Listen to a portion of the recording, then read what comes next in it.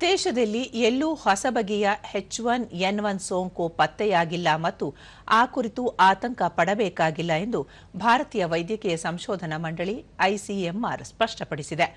ಸದ್ಯ ಹಲವು ದೇಶಗಳಲ್ಲಿ ಕಾಣಿಸಿಕೊಂಡಿದೆ ಎನ್ನಬಹುದಾದ ಜ್ವರದ ಸೋಂಕು ದೇಶದಲ್ಲಿ ಎಲ್ಲೂ ಕಾಣಿಸಿಕೊಂಡಿಲ್ಲ. 2025ರಿಂದೀಚೆಗೆ ಅಂತಹ ಸೋಂಕು ಕಂಡುಬಂದಿಲ್ಲ ಎಂದು ಐಸಿಎಂಆರ್ನ ಹಿರಿಯ ವಿಜ್ಞಾನಿಗಳು ತಿಳಿಸಿದ್ದಾರೆ.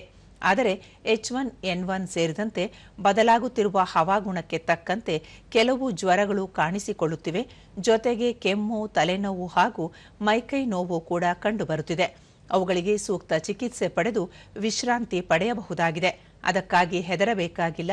ಆದರೆ ಇಂತಹ ಲಕ್ಷಣಗಳು ಮಕ್ಕಳಲ್ಲಿ ಹಾಗೂ ವೃದ್ಧರಲ್ಲಿ ಕಂಡುಬಂದಾಗ ಸ್ವಲ್ಪ ಹೆಚ್ಚಿನ ಆರೈಕೆ ತೆಗೆದುಕೊಳ್ಳಬೇಕಾಗುತ್ತದೆ. ಜೊತೆಗೆ ಸೂಕ್ತ ಸಾರ್ವಜನಿಕ ಆರೋಗ್ಯ ಮುನ್ನೆಚ್ಚರಿಕೆಗಳನ್ನು ಕೈಗೊಳ್ಳಬೇಕಾಗುತ್ತದೆ ಎಂದು ಐಸಿಎಂಆರ್ ತಿಳಿಸಿದೆ.